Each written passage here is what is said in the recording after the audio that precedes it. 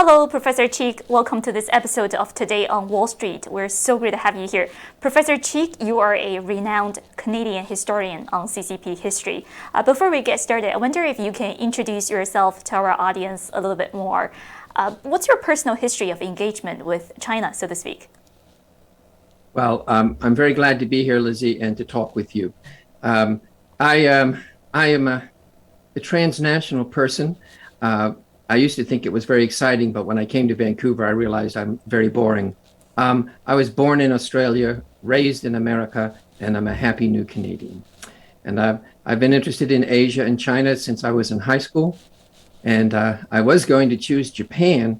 And on my way to university, I met a Chinese scholar by chance who changed my mind. And so I started studying Chinese in 1973 at the Australian National University. And then I came over to the US for graduate school in the late 70s and the 80s. I taught at Colorado College in Colorado, an undergraduate school for many years. And then I started at UBC here in Vancouver in 2002. All along, I've been interested in intellectuals and the Communist Party. And for those with some background in the history, they'll know that in the 1960s and 70s, there were two views about the party and intellectuals. One was that the Communist Party was promising. Mark Selden wrote a famous book called The Yan'an Way, and looked at the positive aspects of rural reform under the communists in Yan'an in the 1940s. But at the same time, also at Harvard, Merle Goldman looked at intellectual dissent and intellectual repression. And so if you read Mark Selden's book, you thought of the communists as good. And if you read Goldman's book, you thought of the communists as bad. And the short version of my intellectual history is I believed both of them. I see. Fantastic. And speaking of sort of the topic that we are mostly curious about, this is a key meeting next week. As you know, top Chinese officials are set to discuss and pass a key so-called historical resolution at the Central Committee's plenary session next week. The sixth plenum, yep. Right. So it would be only the third of its kind. I wonder if you can tell us a little more about the significance of such historic resolutions in general, and what were the previous two resolutions about? You bet. You're quite right to be focusing on this plenum and this historical resolution. It is, to coin a word, historic. There have only been two other historical resolutions, as you noted. The first was in 1945 at the 7th Congress, or right before it, in Yan'an in the spring of 1945. And that historical resolution confirmed Mao's leadership and resolved issues and tensions in the party that had come up in the previous 10 years. The second resolution was in the sixth plenum in 1981 in the what we call the post-Mao period, and it likewise settled the leadership direction and resolved a recent history, the previous 10 years being, of course, the Cultural Revolution. And so now we've had 40 years to this one. We've been expecting a historical resolution for the past 10 years, we being scholars and China watchers. Right. And, speaking of the third resolution, we did get some hints from state media. As you know, Xinhua reported that the third resolution will focus on the major achievements and historical experience of the party's 100 years of endeavors, but it doesn't really, reveal further details. I wonder if you can tell us a little more about the third resolution. What's your expectation? What's the goal of the third resolution, and how do you think it will differ from the previous two? That's a great question. And when always talking about contemporary Chinese politics, it's wise to remember that we're looking in a black box, that no one really has access to the top leadership decisions and, the kinds of ways that we do in other governments to get, off-record comments from leaders and their assistants, et cetera. So we're guessing. But we can have informed guesses. And as you suggested, the one thing about the propaganda system in China, it is, if nothing else, it is well planned. And we know that every signal is intentional, particularly when it comes out in the central media. And so it's very clear what the goals of this resolution are going to be. And they have similarities and differences with the past. The similarities is, like the other two, they will seek to resolve tensions, dilemmas, and contradictions in the past few decades, and to pull together the leadership under a new single leading ideology. And so the differences are, however, that for Mao in the 1940s, he was still trying to set up his own personal leadership in the party and did not have top position until about 1943-44, though he was obviously on the rise since the late 30s. And so therefore, what he was facing was two things. One is real and present competition. Zhang Guotao militarily and Wang Ming ideologically. There were real chances that he would lose. And second, that's the internal. The external is China was at war and the Communist Party was not ascendant. Move up 40 years and you've got the second resolution in 1981. And the difference there is there's not competitors to the top leadership. They don't even know what they want from a top leader at this point because they've been savaged by their top leader Mao in the previous 10 years. And so there was a very strong move in the party to reestablish party norms, collective leadership. And so the leadership style that was outlined in 1981 was a careful critique of Mao to avoid the mistakes of Khrushchev and de-Stalinization, which was total de-Stalinization, and it ruined the reputation of the Soviet Communist Party.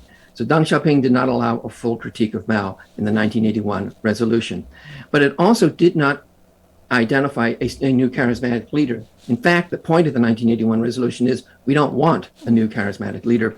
We want collective leadership.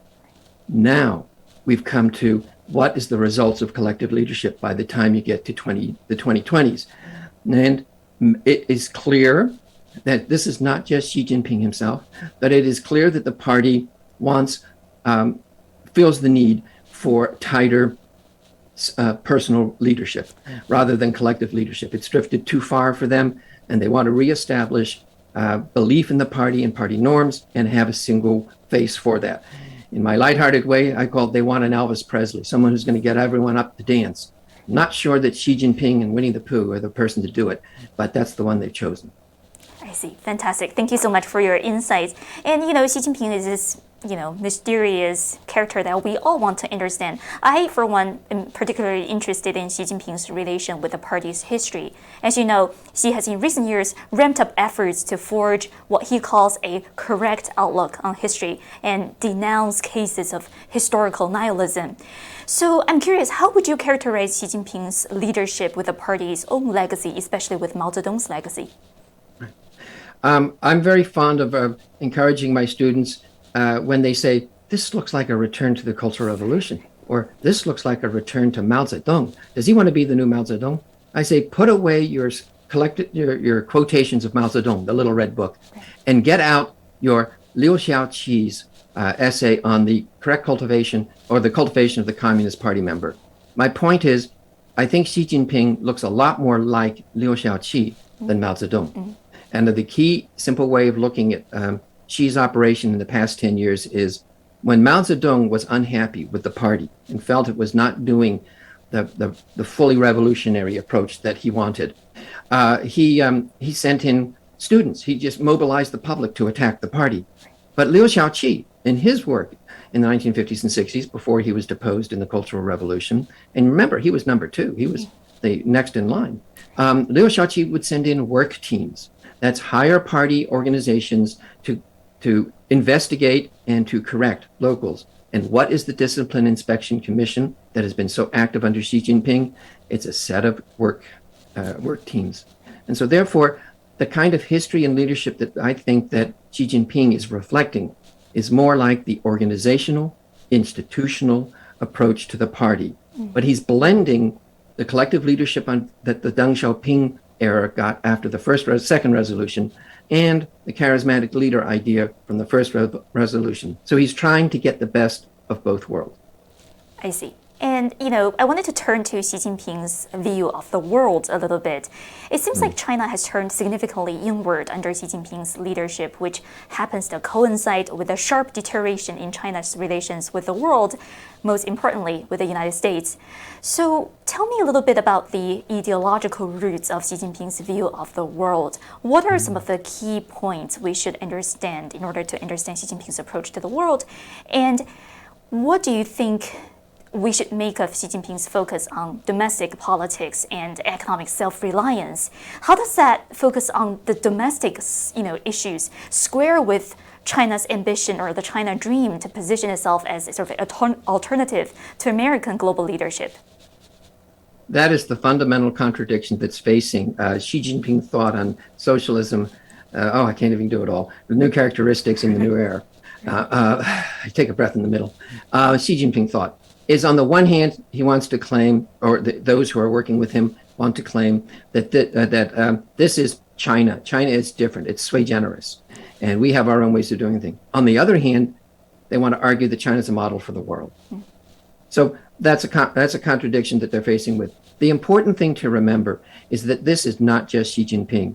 The major points of what we consider Xi Jinping thought were clear to specialists, at least by the time of the Olympics in 2008.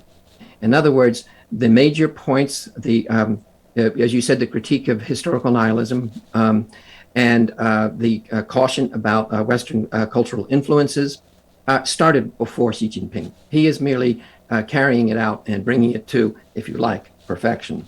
If we look more broadly historically, what we have is in the 80s and 90s, China knew it was weak. The leaders knew they were weak. And that was the Deng Xiaoping's famous slogans about crossing the river by feeling stones and also keeping your light under a bushel, like don't make a big noise now. Well, basically, with the global financial crisis starting in the United States in 2008-9 and the Olympics and China's economic performance, basically the feeling throughout the leadership of China is, we've done it. No more bowing and scraping to the West. They've shot themselves in the foot. They've shown that they can't even run their democracies. It's gotten worse in the last 10 years. And so there is a real sense of confidence and a desire to say, we don't have to take foreign stuff anymore. Now, that, quote, confidence shows a fundamental lack of confidence, because you take a country like Japan now, after a very complicated history in the modern period, they can play baseball and be interested in Elvis Presley or whatever without worrying about being Japanese. And so I really feel that as a historian, my concern is Xi Jinping's China feels like Japan in the late Meiji period. The early Meiji period, remember, they had their reform in 1868 and westernized.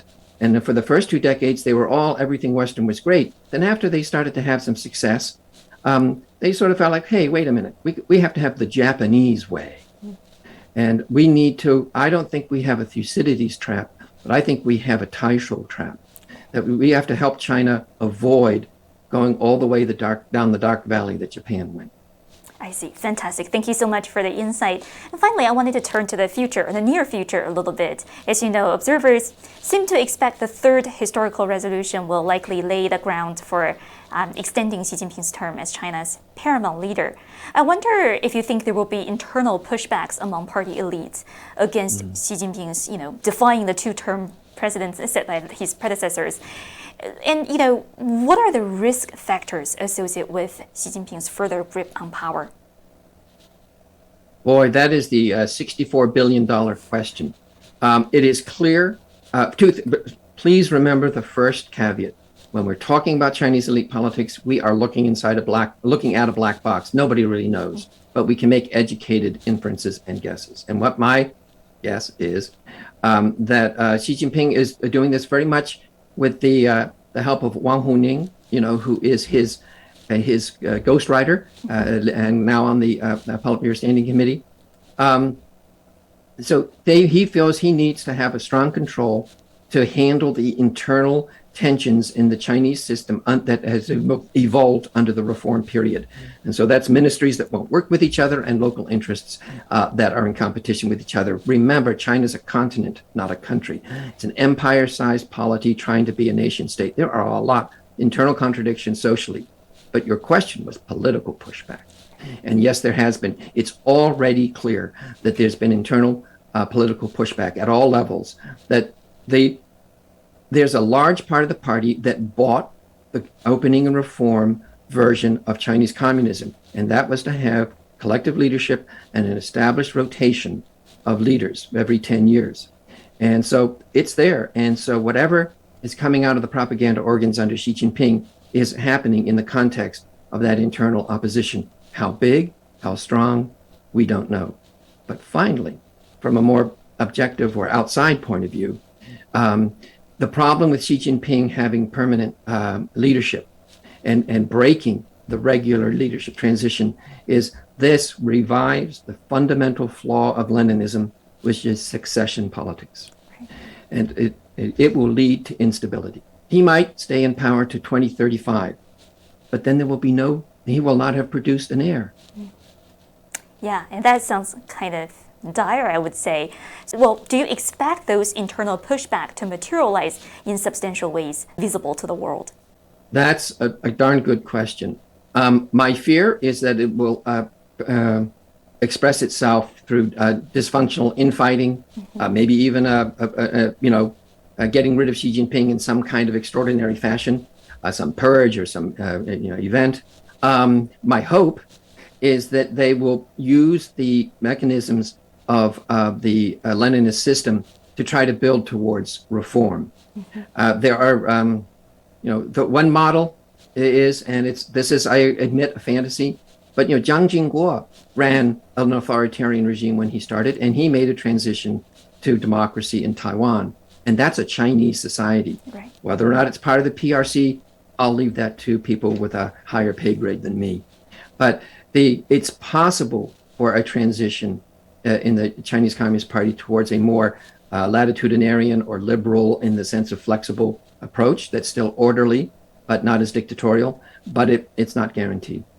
I see. Fantastic. Thank you so much for sharing your insights and being generous with your time. Thank you so much, Professor Cheek, and I look forward to talking with you in the future when opportunities arise. Thank you, and have a good rest of the day. Thank you very much. Bye-bye, Liz. Bye-bye. 感谢您来到由我李琦 Lizzi 为您带来的今日华尔街频道。在看过节目之后，如果喜欢，请别忘了为节目点赞，也请您在留言区留下您对节目的见解和意见。如果您是频道会员的话，我们会在第一时间回复您的留言，解答您的疑问。另外，如果还没有订阅的话，请记得要订阅频道，并且打开订阅按钮旁边的小铃铛，这样您就可以在第一时间收到节目发布的最新信息了。再次感谢您观看今日华尔街频道，我是李琦，我们下次再会。